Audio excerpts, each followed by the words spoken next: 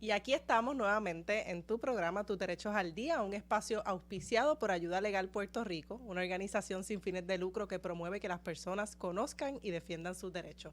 Aquí estamos hoy, yo soy la licenciada Ariadna Godró, directora y fundadora de la organización, y estoy aquí con la compañera y colega Verónica González. Hola, buenas tardes. Gracias Ariadna por esa presentación y saludos a todos los que nos escuchan. Verónica, son como tiempos caóticos, ¿verdad? ¿Se siente como caótico todo? Todo es caótico. Este mes de enero ha tenido por lo menos 600 días. Ha sido un enero 2020, una vez más. Ha sido un enero 2020 una vez más. Yo creo que estamos todavía como cayendo en tiempo, todavía como sanando las navidades y un poco, ¿verdad? Un día a la vez trabajando y contentas, ¿verdad? Agradecidas de volver aquí a Tus Derechos al Día. Verónica, en estos últimos días hemos tenido distintos incidentes, sobre todo con lo que tiene que ver con la libertad de expresión. Los eventos de la Cueva Las Golondrinas, la intervención de la policía privada, temas de justicia climática, estamos en nuestro campo. ¿Qué tenemos ahí? Hoy vamos a tener una conversación un tanto extensa con Vanessa Uriarte, presidenta de Amigos del Mar, que ha sido parte de esta lucha ambiental por algunas décadas ya. Así que vamos a discutir un poco ¿verdad?, de los elementos de justicia ambiental, cómo la protesta ha sido parte del movimiento ambiental en Puerto Rico y lamentablemente como este incidente en la Cueva de las Golondrinas es realmente un antes y un después en nuestro derecho a la protesta en Puerto Rico. Es un antes y después también honrando, ¿verdad?, que Puerto Rico lleva décadas de historia de lucha y de resistencia en el campo, ¿verdad?, de lo que es la justicia climática, y que lo que pasó ahí tiene mucho que ver, como bien tú dices, un antes y un después, pero también es parte de un proceso bien violento de que los derechos humanos en Puerto Rico, de que la libertad de expresión sea coartada cada vez más. Eso es así, no solo la libertad de expresión, todos los procesos que están relacionados con el desarrollo, la construcción y la protección del medio ambiente cada vez son más limitados, los espacios de participación, y lamentablemente creo que esto es lo que va a producir, o me preocupa que pueda producir, entonces mayores espacios de conflicto. Y entonces la policía privada. Así que tenemos muchos temas que hablar y lo vamos a hacer, como bien tú dijiste, con la compañera Vanessa Uriarte de Amigues del Mar. Vanessa, qué bueno tenerte aquí. Pues igual, ¿verdad? Es la primera vez que estoy aquí, así que me emociona mucho poder compartir este espacio con ustedes. Concuerdo con que enero ha durado como 600 días. Esto ha sido eterno. Estamos como estropeadas. Ha sido muy intenso. Este mes ha pasado muchas cosas y creo que estas conversaciones son necesarias para enfrentarnos, ¿verdad?, a lo que nos espera el resto del año. El resto del año y también dependiendo de lo que pase en las elecciones por buen tiempo, ¿no? Exactamente. Vanessa, hay una pregunta obligada. Hemos visto mucha gente, muchas personalidades en redes sociales, muchas personalidades en televisión, fundando la lucha ambiental. Sabemos que tú llevas ya varios años trabajando y precisamente, ¿verdad?, en ese espacio de activismo por la justicia climática, particularmente Amigues del Mar tiene una trayectoria muy, muy larga. Que quizás podemos empezar por ahí, antes de hablar incluso de la Cueva de la Golondrina. Amigues del Mar, ¿cuánto tiempo llevan estas? Y sé que hace poco ustedes tienen un podcast. Sí. Hace poco estuviste hablando con Manuel de J. González. Exacto. Así que, ¿cuándo empieza Amigues del Mar? Pues oficialmente, ¿verdad?, nuestra organización nació en el 1995, así que este año estamos puestas a cumplir 28 años de existencia, así que ya mismito llegamos a los 30 y vamos a llegar. Eso es mucho más tiempo que quizás muchas organizaciones en el país de distintas cortes, pero nuestra organización tiene la peculiaridad que es la única organización ambiental de un lineamiento político abiertamente anticolonial ¿verdad?, y desde ahí es que surgen nuestras luchas y nuestro espacio de trabajo. ¿Verdad? Como mencionas en el podcast, nosotros tampoco iniciamos la lucha de playas para el pueblo. Aunque estuvimos muchos años trabajando, ¿verdad? Tuvimos un campamento de resistencia y de desobediencia civil por 14 años consecutivos, donde restauramos todo un ecosistema y la logramos ganar después de mucho tiempo. Pero estas luchas, ¿verdad?, se originaron como consigna en los 50 contra el Caribe Hilton, ¿verdad?, como una lucha antiimperialista, pero vienen de mucho más atrás. Yo diría que esta es una lucha histórica que responde, ¿verdad?, que los invasores, tanto europeos como norteamericanos, llegaron por las costas. Así que, y han sido los espacios de resistencia de nuestras comunidades cimarronas, de nuestras comunidades indígenas. Así que yo creo que es algo que nace como en todas las puertorriqueñas y los puertorriqueños, que está intrínseco en que las playas son del pueblo, porque es nuestro espacio de constante confrontación, pero también de libertad y de unión con el Caribe. Así que tiene mucha historia, mucha mística y nadie se la inventó. Yo creo que surge con nuestra condición de islas en el medio del Caribe y que por tanto, ¿verdad?, es tan visceral quizás el cómo defendemos nuestros recursos costeros. Ibero, esto es un tema que ha resurgido en los últimos años. Yo creo que estos últimos 2 años han sido bien cruciales para lo que es ese trabajo de la lucha por las costas, pero también de la gente de a pie, no necesariamente de activismo, de hacer un proceso de rescate de las costas. Sí. ¿Por qué? Sí, no, Vanessa, por favor. ¿Verdad? Nosotros tenemos la teoría que es el resultado de los años consecutivos, ¿verdad? Donde se ha planteado esto como un articulado, ¿verdad? Nosotros en esos 14 años que estuvimos en el campamento de Sociedad Civil, recibimos miles de personas de toda la isla y consistentemente estuvimos repitiendo un discurso que elevamos a distintas esferas. Así que, ¿verdad? Que no, aunque no lo iniciamos nosotros, 50 años de repetir la misma consigna de que las playas son del pueblo y explicar que por qué son del pueblo, cuál es el rol del Estado en esto, cuál es el rol del Departamento de Recursos Naturales. Creo que, ¿verdad? Pues están toda la gota que ha calado en todo el mundo. Yo creo que no hay nadie en Puerto Rico que se te pare de frente y te diga que las playas no son del pueblo.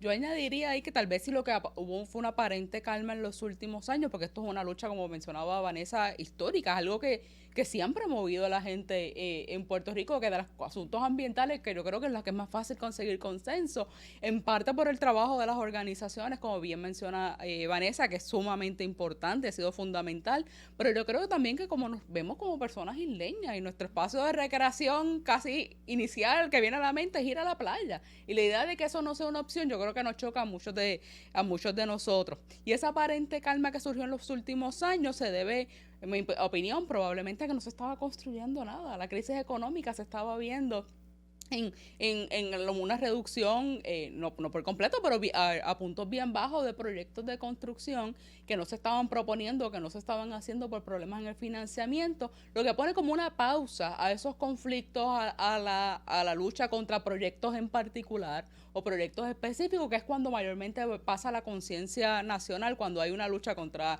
el hotel en Carolina, contra el condominio en Aguadilla, contra la piscina en Rincón. Y ahí es que surge de nuevo, entonces, por lo menos la percepción o la visibilidad de estos conflictos. Y yo creo que también una visión de que la lucha por las playas democratiza, ¿no? El acceso a las playas democratiza porque es el lugar al que van las personas que tienen recursos limitados a pasar sus días libres. Es un espacio que todavía no ha estado, ¿verdad?, por definición ocupado. Y de momento cuando vienen esos procesos de la toma, me acuerdo aquel torneo de voleibol playero que se hizo, las fiestas que se han hizo, una manera de celebrar esos pocos espacios que todavía le quedan a la gente, esos espacios públicos, esos espacios de reclamación.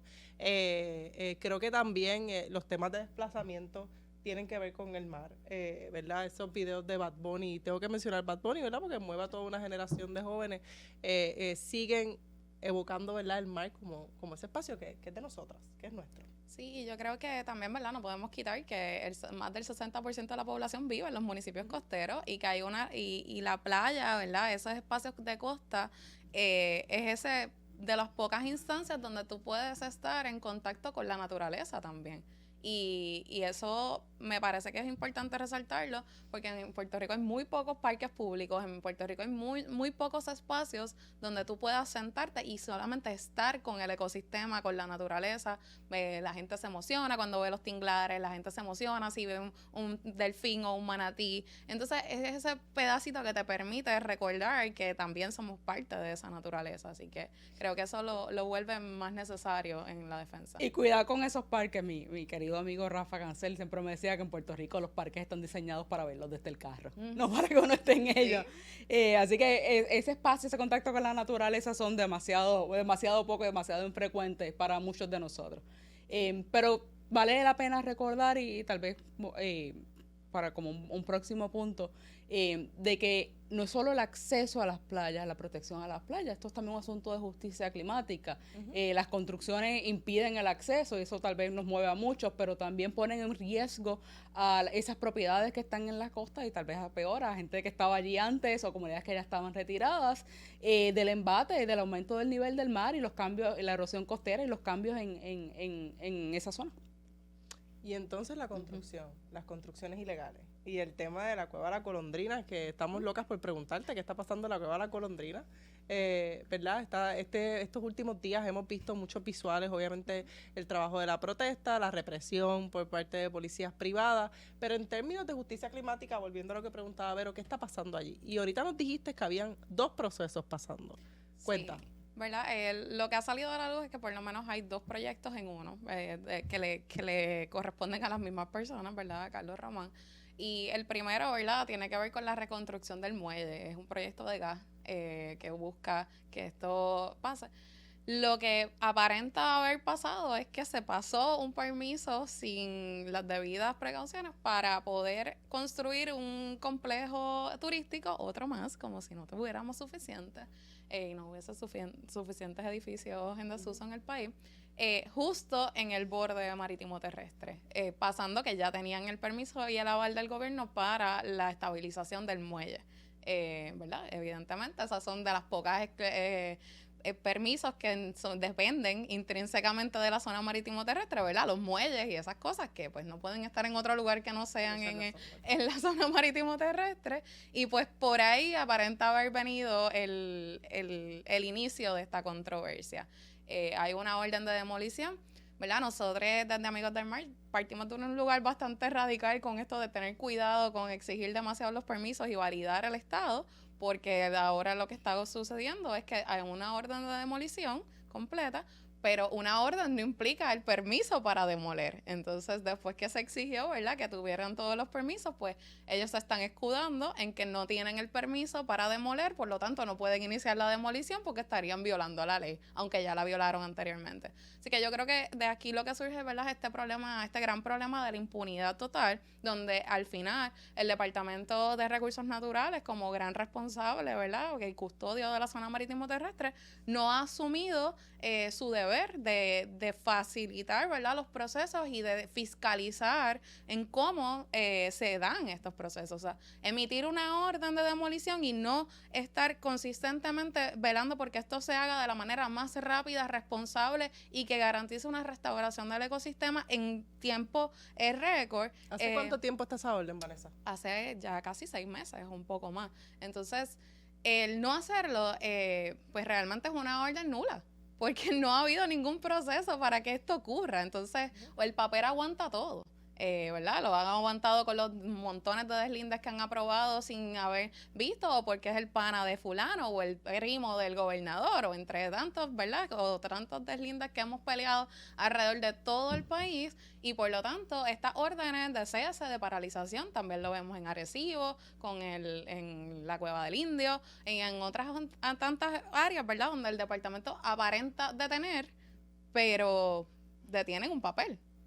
Allí no hay un vigilante haciendo ejecutar esta orden. Allí no ha habido un proceso quizás de expropiación por parte del departamento, de que se devuelva a la zona marítimo terrestre y se le obligue, ¿verdad?, a esta persona, ya sea por los medios judiciales o por otro medio, ¿verdad?, de que cumpla con esa orden de demolición de la manera correcta. No existe nunca un plan de restauración, porque a todas estas demolemos, pero ¿cómo vamos a volver a su estado o mínimamente devolverle algo a ese espacio marítimo terrestre, que es una cueva, que no es cualquier espacio tampoco?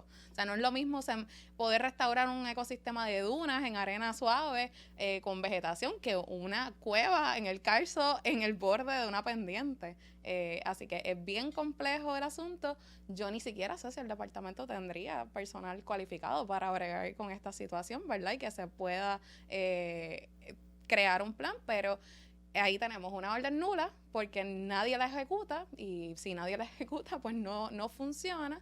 Y tenemos un pueblo que ve constante inacción, impunidad total, y otras personas que pues se están escudando de que pues no me están dando el permiso para demoler, así que mientras aquí no venga nadie a detenerme, yo voy a continuar. Vero. No, toca por comentar. Recursos naturales es algo que sale con bastante frecuencia, lo hemos mencionado recientemente en varias ocasiones. Sí. Y ese tema, ¿verdad?, de ya sea por falta de recursos o sea por falta de voluntad, ¿qué es lo que pasa? Que no se mueve la agencia. No se mueve. Bueno, la agencia se ha movido hasta cierto punto. Hay una falta de voluntad o de recursos, de interés, como quieran llamarlo, en hacer cumplir esa orden. Ellos han hecho lo que como agencia pueden hacer, todo menos una cosa, ir al tribunal y pedir al tribunal que lo obligue. Porque a quien le corresponda, ¿verdad? Ese último paso, ¿quién puede obligar a esta corporación, a cualquier otra, a cumplir con una orden de una agencia que no se está cumpliendo? Pues una orden del tribunal, ¿verdad? Y quien único la puede realmente llevar habiendo una orden es el Departamento de Recursos Naturales. Y habiendo una orden, no hay necesidad de ningún permiso. ¿Por qué, Vero? Porque ya te dieron un mandato del departamento. Esto es un proceso de remediación, no es la demolición de una estructura que tú quieres convertir en otra cosa. Es un proceso distinto. Lo que tienes que hacer es cumplir con la orden. Tú no puedes no cumplir con la orden. Y una agencia, los permisos, aunque yo sé que esto suena extraño para muchas agencias, las agencias pueden denegar permisos. Tienen completamente esa autoridad. No, cuando habiendo una orden del tribunal, esa no es una autoridad que existe. Lo que procede es la demolición y el cumplimiento con la orden del tribunal. Eso no debería ser sencillo, no debería ser demasiado complicado, de entender. Y precisamente en este espacio, yo no sé por qué el departamento no lo ha hecho, yo no conozco el caso en particular, haciendo esa aclaración, pero cuando se crean estos espacios de inacción, espacios en que la gente ve, bueno, si el departamento dijo que es ilegal porque eso todavía está ahí, entonces yo creo que empiezan a surgir otros mecanismos para dar cumplimiento a esa orden. Si el departamento no lo va a hacer, pues la gente va a protestar hasta que ocurra. Y ahí es que nos lleva entonces el proceso donde estamos. La gente se cansa de la impunidad y entonces pasa lo que pasó el domingo. Sí, yo creo que ¿Qué ¿verdad? pasó el domingo? Esto ha sido, ¿verdad? El domingo ha sido también bastante confuso, ¿verdad? Se convocó un pasadía familiar. ¿Qué habrá pasado en ese pasadía que llevó, ¿verdad?, a los manifestantes a reclamar el espacio público, ¿verdad?, de dominio público, que suscitó que la Guardia Privada arremetiera a tiro limpio contra los manifestantes? Yo creo que eso sí marca una diferencia. Quizás en Puerto Rico hace más de 30 años no se ve una protesta de ese nivel, con ese nivel de violencia de parte de la represión. Así que creo que eso también responde a otros factores, no únicamente, ¿verdad?, al asunto de la cueva, sino a la situación de que está viviendo el país en todas sus esferas, donde no tenemos salida, nos están asfixiando, ¿verdad? Y esto es un detonante. Lo que creo que también debe levantar una voz de alerta también, para que no sea un disuasor, para que no nos movilicemos, sino que por el contrario, mueva a más personas a salir a la calle y a reclamar, porque estamos hablando, ya ni siquiera que es que la policía, que no puede hacerlo, es un instrumento del Estado, es que es una persona, otro como tú, que simplemente trabaja en una compañía de seguridad. Entonces, a quienes arrestan es a los manifestantes. Hay una complicidad completa por parte del Estado, aun cuando ellos mismos emitieron por parte del departamento esta orden de demolición, y están a asumir esta orden, están validando, ¿verdad?, el reclamo de que todo esto es ilegal, que esto está mal, que no puede pasar, pero pues a ti te meten un tiro por protestar y hacer valer lo que el mismo Estado, y pues a ti te arrestan. Entonces yo creo que está abriendo, ¿verdad?, levantando un velo que quizás estaba dormido, y que quizás las personas que llevamos muchos años en esto siempre hemos sabido que esto es una posibilidad, no es ajeno a lo que pasa en otras partes del mundo, pero sí creo que marca un antes y un después, y creo que hay que repensar, ¿verdad?, nuestras estrategias de lucha para garantizar la seguridad de todo el mundo, pero no para quitarse, sino para realmente ser estratégicos, porque ¿verdad?, lamentablemente no queremos mártires por las playas, pero nos están llevando a un nivel donde la gente no se va a quitar, porque es eso, o nos sacan del país, o terminamos volviendo a un estado de precariedad peor, donde ni siquiera vamos a tener el derecho de poder disfrutar de la naturaleza, que es parte de nosotras también. Sí, Vane, y a mí me llama mucho la atención el rol ese de la guardia privada, que es algo que hemos visto durante los procesos de la huelga de la universidad, hemos visto los procesos donde el magisterio ha estado luchando por sus derechos, y es un tema más y más recurrente, ha sido recurrente a la par que se le ha ido cortando fondos a todo el mundo con este tema de la deuda, con los temas de austeridad. La policía privada es cada vez, ¿verdad?, más protagonista. Y hay una cuestión de que el Estado delega, ¿verdad?, delega esa responsabilidad de ser quien vele por la seguridad, como siempre dicen, ¿verdad?, de manifestantes, y del otro lado, que realmente velan por la propiedad privada. pero el Estado delega esa responsabilidad, así que el Estado es responsable por lo que haga esta guardia privada. Pero ese tema no está todavía en la discusión pública de esa responsabilidad del Estado, no por no actuar, sino porque termina delegando esa función de mantener perímetros. La guardia privada no está ahí para establecer perímetros, la guardia privada no está ahí para calmar la protesta, ni para limitar la libertad de expresión, y más todavía si son policías en su segundo trabajo, ¿verdad? Que están haciendo esto con las herramientas que se pagan con el erario. Vane. Pues sí, yo creo que, ¿verdad? La guardia, ¿verdad? Como bien lo dices, yo creo que desde el 2010, con la huelga del 2010, ¿verdad? Estos incidentes que se dieron en la UPR con la guardia privada han desatado como Teníamos un luchador dirigiendo una compañía de seguridad. Exacto. Creo que desde entonces hay como un pulseo latente, ¿verdad? Entre el lado de los manifestantes y la policía privada, que quizás ahora pues no, o sea, hay que ver cómo esto va a reflejarse en las próximas manifestaciones de distintas cosas, ¿verdad? Y esto, la consecuencia va a venir de cómo el Estado maneje la situación. Creo que, ¿verdad? En el 2015, en Playas para el Pueblo, en Isla Verde, pues la policía privada nos tiró un carro encima y atropelló a 3. Hay cosas, ¿verdad? Que no es la primera vez que ocurren este tipo de incidentes que atentan contra la vida, ¿verdad? Han habido acciones de tortura en algunos otros espacios, otro tipo, en el mismo campamento de Aguadilla, en la Cueva de la Golondrina. La semana pasada hubo un ataque físico, ¿verdad? Con macanas de metal y otras cosas a algunos de los manifestantes, así que ya no es la primera vez, pero pues llegaron a armas. Entonces creo que no hay nada que justifique, ¿verdad? Este tipo de violencia, pero creo que demuestra el desprecio hacia los reclamos de justicia del pueblo. Creo que demuestra, ¿verdad?, ese repudio que siente el Estado hacia las puertorriqueñas, que nos queremos quedar en este país y que queremos retomar lo que nos pertenece para el bien común y para el bien de todas las personas, pero también de los ecosistemas, porque dependemos de esos ecosistemas para poder enfrentar el cambio climático y todas las otras amenazas que van a venir. Así que esto literalmente es una lucha por la supervivencia, no es un lujo, no es un placer, o sea, no es que aquí todo el mundo quiera salir y pasar todo el día debajo del sol protestando para garantizar el derecho de todas las personas, no deberíamos vivir de esa manera, pero si es la única herramienta que tenemos, que es usar nuestras cuerpos para poder luchar en contra de un aparato que no se mueve y que es cómplice y que actúan en común acuerdo entre los privatizadores y el gobierno, pues lo vamos a tener que hacer en todos los espacios que nos toquen.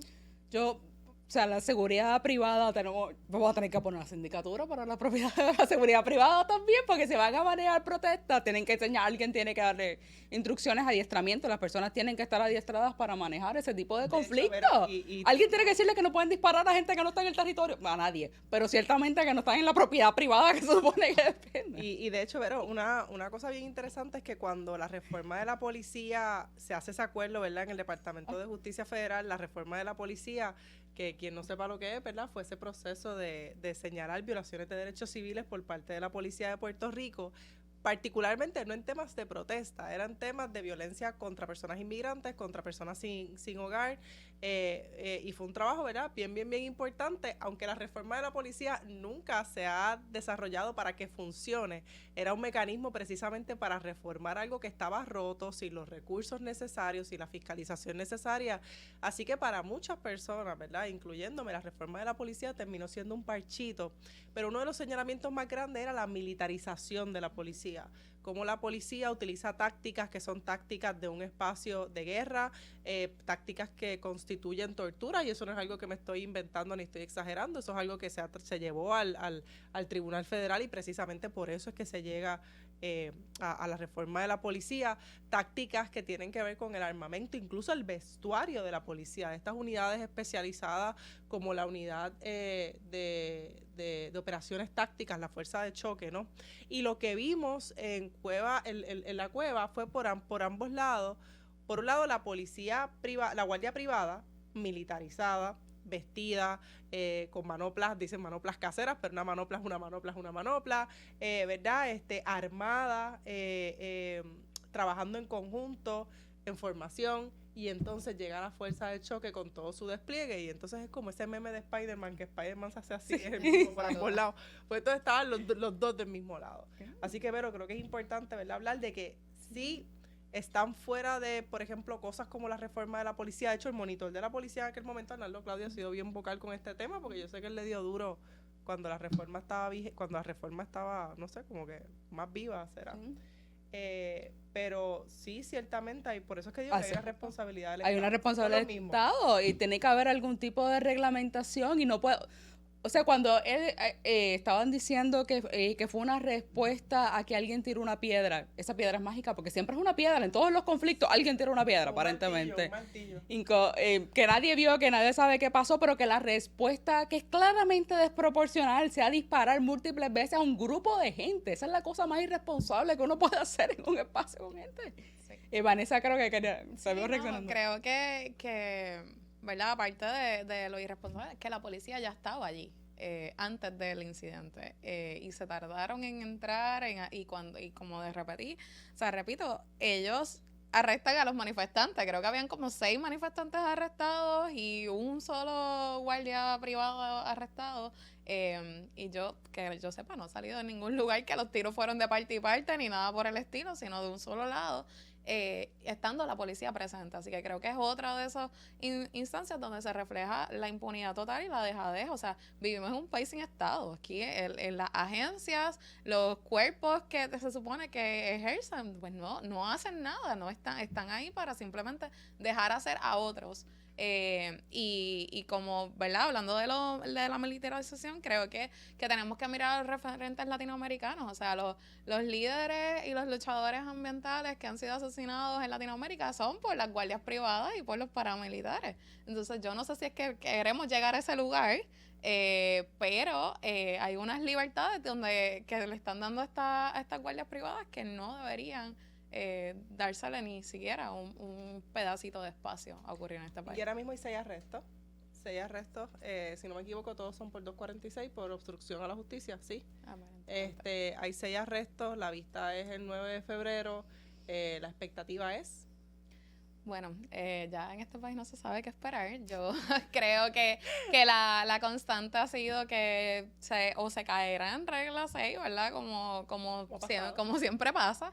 O pues intentarán, ¿verdad? Como le ocurrió a los últimos compañeros, pues de jornada se acabaron las promesas, que trataron de ir en alzada y otra vez uno por uno y dilatando el proceso el tiempo que sea necesario, como le ha pasado a otras compañeras, ¿verdad? Que han dilatado estos procesos por varios años, ¿verdad? Por todas las situaciones que han ocurrido en el país. Así que yo honestamente no tengo una expectativa en particular, me parece, ¿verdad? Y es mi opinión muy personal, que esto fue un intento de disuadir y de inmovilizar completamente los movimientos y que los arrestos van a tratar de dilatarlos, ¿verdad? Ese proceso judicial lo más que puedan para amorlar, ¿verdad? Y como presionar a que la gente se deje de seguir saliendo a la calle. Yo tengo una pregunta incómoda para Vanessa, pero quiero que tú hagas primero la tuya sustantiva. Sí, uy. Bueno, yo solo quería comentar, porque algo que has mencionado, ¿verdad?, sobre las alternativas, y creo que algo que he escuchado yo en la prensa y algunos comentaristas, de que esta no es la forma de hacerlo, ¿no? Que es algo que surge mucho, que para eso están los tribunales y las agencias. Y pienso en el proceso de cabildeo que acaban de pasar para remover uno de los obstáculos, ¿verdad?, que no permite realmente que esa sea una alternativa viable, y quería que Vanessa se expresara un poquito sobre eso. Pues nada, creo que no, los tribunales no son una alternativa porque no podemos llegar a los tribunales, así que pues si no podemos llegar, no creo que sea la alternativa. No, ¿por qué no podemos llegar? ¿Verdad? La falta de legitimación activa y que los tribunales mismos nos han cerrado la puerta, pues creo que esa no es la opción. Yo creo que hay algo de razón, ¿verdad?, en el argumento de que esa no es la manera, pero yo creo que no es la manera del otro lado. O sea, no es la manera de la represión, no es la manera del Estado tener que asumir su responsabilidad. La gente va a usar las herramientas que tenga y son muy limitadas, y la que tenemos es la protesta, y la protesta en sus distintas vertientes. Y yo no creo que haya una manera correcta de protestar, yo creo que todas las formas son válidas, ¿verdad? Y sé que eso suena controversial, pero yo escogí la mía, tengo mi manera, pero no juzgo a quien lucha de otra manera. Creo que todas son necesarias y que ningún espacio de cambio social drástico ha venido con paz y amor y tranquilidad y sentado en tu casa o dándole likes en Facebook o otras cosas. Creo que la gente va a usar las herramientas que tenga y mientras el Estado continúe, ¿verdad? Perpetuando su impunidad, perpetuando su dejadez y no asumiendo su rol, ¿verdad? Quienes queramos quedarnos en este país, asumiremos los espacios de lucha que tengamos que asumir. Y eso es bien importante, ¿verdad? Porque todo tipo de protesta, yo creo que coincido contigo, creo que todo tipo de protesta es necesaria y que la gente asume los tipos de protestas que puede asumir. Igual pienso también que es falsa cuando la gente dice tus derechos empiezan donde terminan los míos, ¿no? Los derechos no son bloquecitos que valen lo mismo. Así que creo que sí que hay un proceso donde la protesta hay que reivindicarla. Creo que han pasado muchos años sin movimientos de protesta grandes y de momento la gente como que pierde el paso, ¿verdad? Y se convierten en jueces y se convierten en fiscales y todo por redes sociales es bien fácil. Y de momento yo tengo una pregunta incómoda. Vienen años de elecciones. ¿Cómo te sientes con esto de que entonces políticos o former politicians o políticos de antes de momento pues sean las caras o se quieran hacer las caras de estos movimientos ambientales? Y no voy a mencionar nombres, pero políticos haciendo lives y cosas así. Yo, ¿verdad? Tengo mi postura, ¿verdad? Esta no...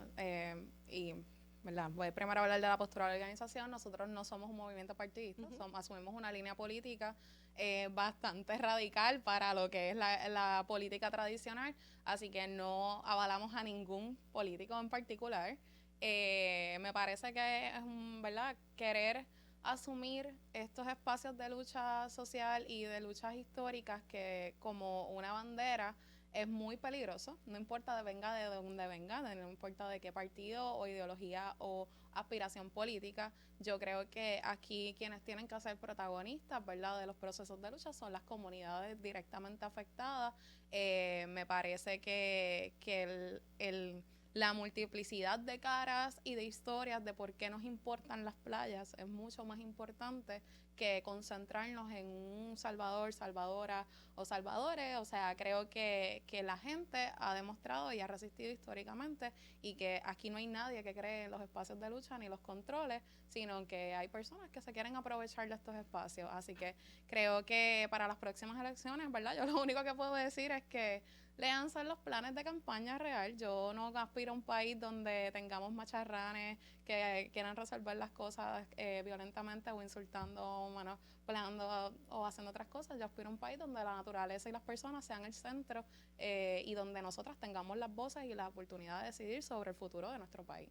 Reconociendo que toda persona es importante para los movimientos, pero no todas las personas deben protagonizar todos los movimientos. Eso es así, y hay una diferencia, ojo, en una persona que utiliza su plataforma y su exposición para impulsar, amplificar, gracias a la palabra, amplificar las voces de las comunidades, las voces de las personas que están allí, las voces, ¿verdad?, que están dirigiendo y trabajando, haciendo el trabajo ambiental, el trabajo de defensa, el trabajo social, a tratar de cooptarlo para obtener una ganancia política.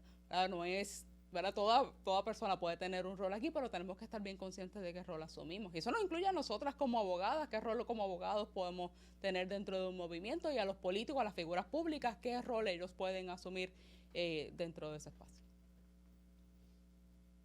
Vane, una pregunta, ¿verdad? Y que nos quedan unos 3 minutitos. Nosotros tenemos una colaboración pendiente con Amigues del Mar y también con La Maraña, y en parte, ¿verdad?, para tu podcast. Cuéntanos de tu podcast, cómo la gente lo puede escuchar.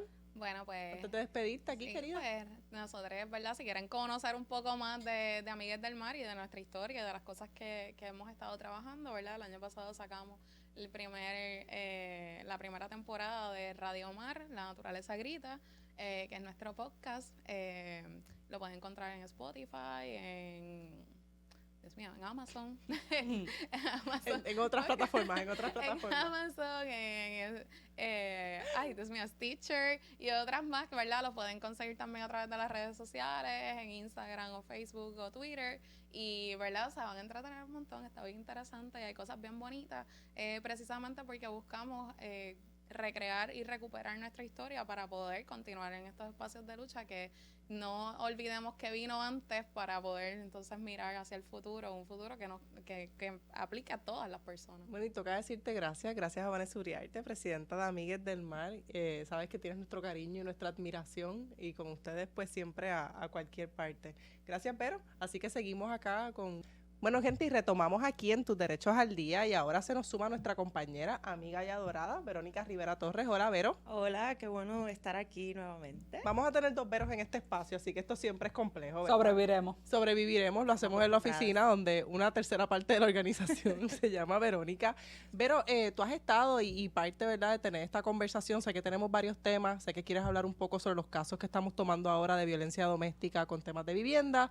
Tenemos una actividad que viene por ahí el 22 para hablar un poquitito de ella, pero en particular tú llevas ya varios años trabajando o más bien moviéndote como activista, adelantando el derecho a la protesta de las mujeres.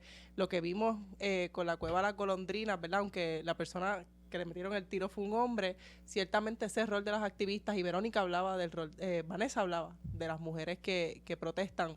¿Cómo tú estás viendo todo esto, Vero?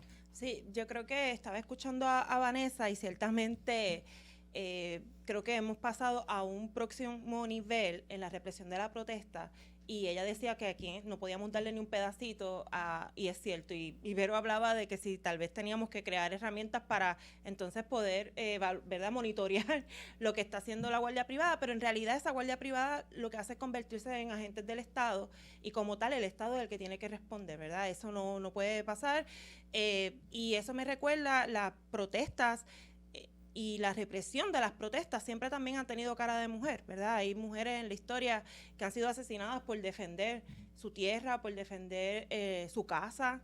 El derecho a la vivienda casi siempre ha sido frontal en eso. Y siempre cuando llega la policía a una protesta, ¿verdad?, quienes hemos estado ahí sabemos lo que implica y el riesgo que implica. Pero lo que no pensábamos es, ¿verdad?, que un guardia privado, que a algunos le decimos los guardias de palito, pero estos de palitos no eran nada, ¿verdad?, porque estaban súper armados y dispararon. O sea que creo que sí que es un tema también de mujeres, y es un tema que tenemos que enfrentar desde el activismo feminista, porque nunca ha habido un solo cambio en la historia del mundo sin una protesta. Y las mujeres siempre hemos estado frente a esas protestas, ¿no? Entonces, creo que es importante. Y en Puerto Rico particularmente es importante hablar desde ese punto de vista también. De hecho, Vero, pensando por ahí viene el 8 de marzo, sí. Ya el 8 de marzo está en planificación. El lema del 8 de marzo está en esta ocasión es temas, obviamente, mujeres, pero también mujeres, y el tema de justicia climática.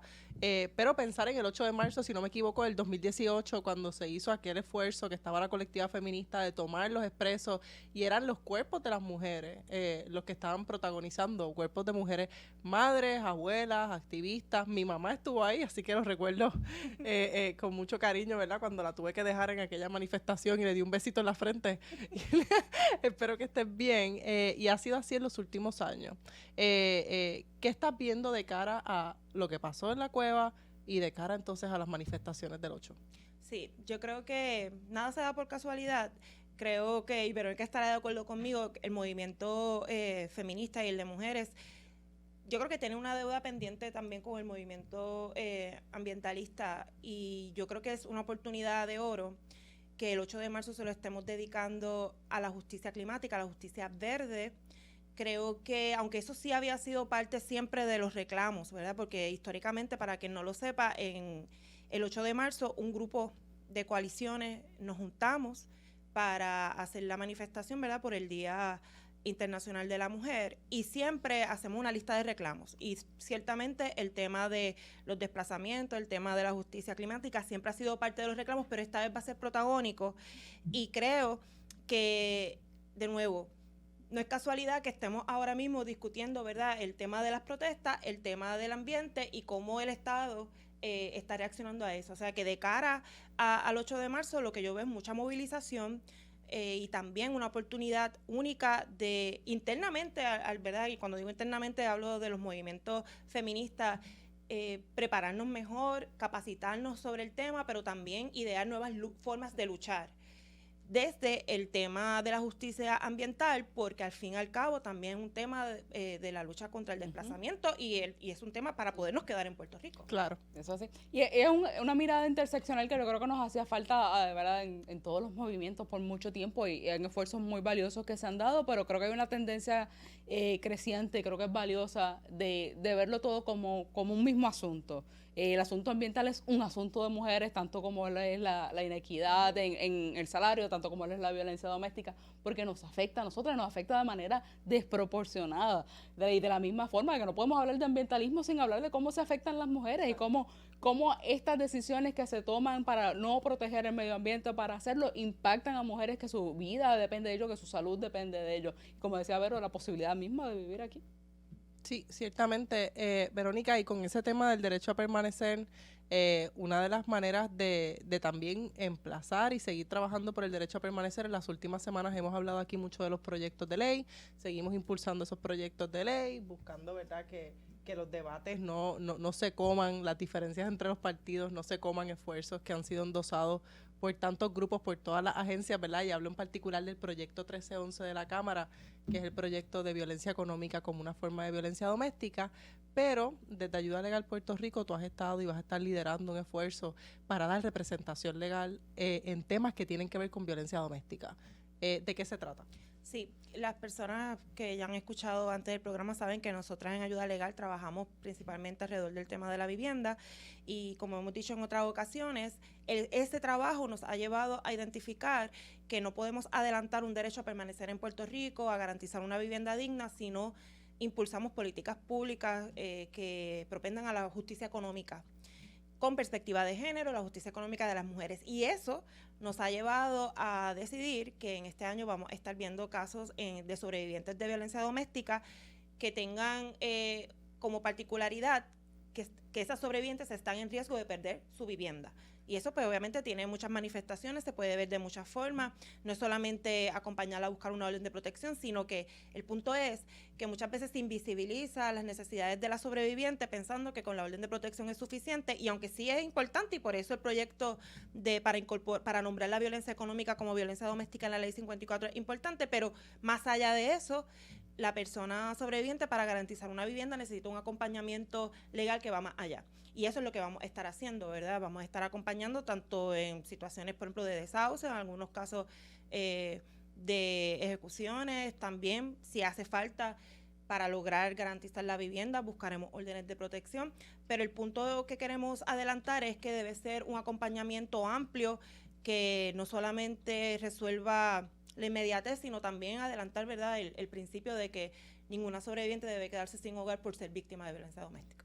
Y en ese sentido, las querellas de discrimen, ¿verdad?, que es uno de los temas que también hemos estado adelantando, visibilizar que cuando, por ejemplo, se castiga a una sobreviviente de violencia doméstica por llamar a la policía, visibilizar que cuando, por ejemplo, un contrato de alquiler como los que hemos visto se establece que si hay incidentes de violencia, ambas partes se van a tener que ir, o cuando en vivienda pública no se sigue lo que es la ley federal contra la violencia contra las mujeres, VAWA, cuando no se sigue eso y se castiga, se penaliza o se saca o se desaloja o se amenaza con desalojar o se permite la violencia a sobrevivientes de violencia doméstica, estamos hablando de un tema de desplazamiento. Y en ese sentido, ¿verdad?, desde Ayuda Legal Puerto Rico, pues el compromiso es ese, ninguna persona se quedará sola. Nosotras tenemos experiencia presentando, ¿verdad?, tomando ese tipo de acción a nivel federal, también en los foros locales, y es un poco también de armonizar, Verónica, con el tema de justicia económica y de las condiciones para quedarse. Sí, es que para nosotras en Ayuda Legal es bien claro que si bien es cierto, las personas necesitan acompañamiento, representación legal en muchos casos, en los procesos, sobre todo ante tribunales o incluso ante instituciones como la banca, que siempre ese acompañamiento legal tiene una función, sabemos también que lo que debemos es lograr cambios fundamentales en las políticas públicas para transformar las condiciones de vida, porque de lo que se trata es eso, ¿verdad?, de crear las condiciones necesarias para podernos quedar, y con eso las querellas por discrimen son una gran herramienta, y nosotras hemos hecho mucho trabajo con eso, porque primero visibiliza y también llama a la rendición de cuentas, que es donde muchas veces fallamos, ¿verdad? Muchas veces identificamos el problema, a veces si tenemos suerte identificamos el actor y el causante del problema, pero luego no pasa nada más allá. Y creo que esta herramienta que nosotras utilizamos es una herramienta efectiva para eso. Así que las líneas van a estar abiertas también para querellas. Vero, ¿cómo se llega a ayuda legal? Pues nos pueden contactar a través de nuestra línea telefónica, que es el 957-3106. Hay un buzón de voz, nos va a dejar un mensaje y ese mensaje va a ser canalizado a un abogado que pueda ayudarlo en su situación de vivienda. Eso puede ser un desahucio, puede ser una ejecución de hipoteca, puede ser un asunto relacionado a la asistencia por desastre y como dice Vero, ahora con particular énfasis, personas que por una situación de violencia doméstica puedan estar enfrentando entonces una inseguridad en su vivienda. Verónica, lo otro es, y lo último, ¿verdad? De cara a todo este proceso, tenemos una actividad que viene por ahí el 22 para presentar nuestra plataforma de justicia económica y las mujeres, que ha sido un cambio de derecho a tu casa, que era nuestro proyecto contra las ejecuciones de hipoteca. Sé que por ahí ya mismo va a salir una narrativa, un blogcito de por qué el cambio, pero cuéntanos.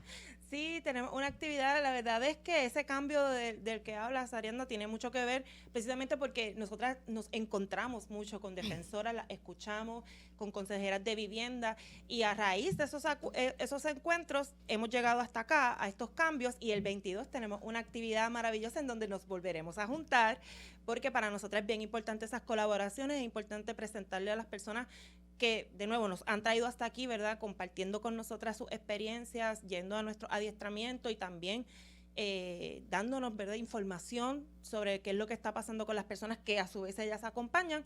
Pues ese día nos vamos a encontrar nuevamente para mostrar lo que vamos a estar haciendo y obviamente contar con ellas porque, pues... Caminar nos hace sola. Eso así. Así que, Vero, pues gracias entonces y gracias a ti también, Verónica. Seguimos aquí en Tus Derechos al Día. Bueno, y retomamos acá en la última parte de Tus Derechos al Día. Verónica, hoy ha sido un poco, ¿verdad? El tema principal ha sido el tema de la protesta, la Cueva de la Golondrina, el rol también de las mujeres que protestan, y hay muchos temas, ¿verdad?, que se quedan guindando, particularmente la impunidad, el rol de la policía privada, cuál es el espacio de la protesta, a qué cargos criminales se enfrenta la gente que protesta, ¿verdad?, pensando en todas esas preguntas que surgen. Y hay un tema también que se nos queda, que es el rol de la propiedad privada. Realmente hay tal cosa como playas privadas o no hay playas privadas, y estoy pensando, ¿verdad?, en todos esos comentarios que deja la gente debajo cuando uno tuitea o cuando uno comparte cualquier cosa de apoyo a activistas que se enfrentan a lo que se enfrentaron los activistas el pasado domingo. Y, que es muy triste, ¿verdad?, que esa sea la reacción y creo tal vez un poco ingenua, ¿verdad?, de qué propiedades son las que están en riesgo. Yo creo que la gente siempre se visualiza de que quiere, ¿verdad?, que alguien va a decirle qué pueden hacer con su casa, y la primera noticia que le tenemos que dar, pues el Estado siempre puede decirle qué hacer con su propiedad. El derecho a la propiedad no es ilimitado, hay muchísimas restricciones a lo que usted puede y no puede hacer a la propiedad, y eso no tiene nada que ver con la protesta, eso tiene todo que ver con el Código Civil, las leyes en Puerto Rico que regulan la planificación, que para empezar, si usted pudo comprar una propiedad, ya hay una determinación del gobierno de que la podía comprar. Así que todos estos espacios de propiedad que llamamos privadas están altamente regulados, nadie puede hacer lo que quiera en su propiedad simplemente porque es el dueño de ella. Y eso sin entrar si es pública. Exacto, cuando no es una propiedad privada y estamos hablando de un espacio público que no se debió haber intentado privatizar, aun cuando en algún momento el Estado lo tolerara. Y yo creo que eso va a ser bien importante, pero sí, ¿verdad?, pensar que cuando estas reacciones tan viscerales de tanta gente, de legitimar la violencia, de querer que le pasen por encima a los manifestantes, que las escuchamos cada vez que hay una protesta, que las escuchamos cada vez que hay algún tipo de movilización, algún tipo de piquete, son parte también de una falta de conocimiento, pienso yo, del derecho a la libertad de expresión y de la importancia que tiene la protesta, como decían, ¿verdad?, como dice Roberto Gargarella, como el primer derecho.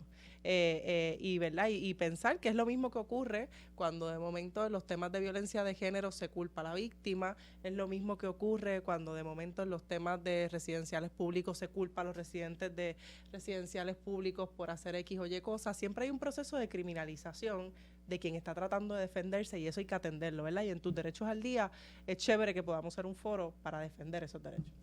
Y defender la protesta. Yo sí soy sincera, cuando sale la noticia, mi primera reacción es de miedo, porque esa es mi gente. Y lo que uno sale es que le dispararon a alguien en una protesta, que le dispararon a un grupo de personas que protestan.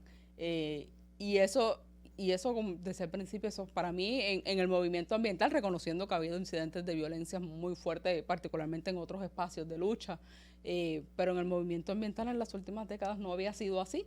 Ha habido incidentes de violencia, pero por lo menos yo participando de esos espacios jamás me había sentido que mi integridad física estaba en riesgo. Y yo no sé ya si eso pueda seguir siendo cierto. Y eso me preocupa, y me preocupa que alguien sienta lo mismo, que sienta que se tiene que cohibir de ejercer un derecho fundamental que tiene todas las protecciones y debería tener todas las protecciones posibles de parte del Estado, porque tiene miedo que un ente privado en este caso, o en muchos casos el Estado, entonces esté poniendo su vida en riesgo. Y ese es el chilling effect, ¿verdad? Como dicen ahí, o un proceso donde se congela la gente que quiere ejercer un derecho porque tiene miedo. También creo que aquí el rol del Estado en qué va a pasar con ese guardia de seguridad privada que disparó va a ser fundamental, porque lo otro que puede pasar es que se envalentone este tipo de seguridad privada y que entonces esto se convierta en el uso y costumbre en otro tipo de movilización. Y yo creo que desde ahí la importancia de que el Departamento de Justicia actúe rápidamente y creo yo, más allá de sancionar a este guardia privado, haya un proceso también de rescatar lo que se supone que hubiese hecho la reforma de la policía y qué tiene que ver la responsabilidad del gobierno con estas fuerzas privadas que surgen de nuevo, como dije al inicio en el panel con Vanessa, porque el Estado no está haciendo su trabajo y lo delega en quien pueda comprar la propiedad privada, lo delega en quien pueda poner la verja y lo delega en quien pueda contratar el guardia de seguridad privada que está armado, ¿verdad? Y que viene con manopla listo para proteger un perímetro. Con eso en mente y pensando, ¿verdad?, en lo que viene, creo que podemos empezar a cerrar este espacio dando primero las gracias a las compañeras que se nos unieron durante el día de compartir sus experiencias ¿verdad? Y de personas que han participado en estos espacios, reconocer la importancia de lo que ejercer sus derechos realmente implica. Así sea, Vero, y que mucho te gustan los temas ambientales, es cuando más te brillan los ojitos, así que siempre es un placer para mí compartir contigo espacio en lo que sé que es tu área, lo que sé que es tu gente y lo que sé pues es tu corazón. Así que dicho eso, gracias a ustedes por sintonizar Tus Derechos al Día, que se transmite los jueves a las 2 p.m. a través de WIAC 740 y a través de nuestro canal de YouTube. Así que gracias.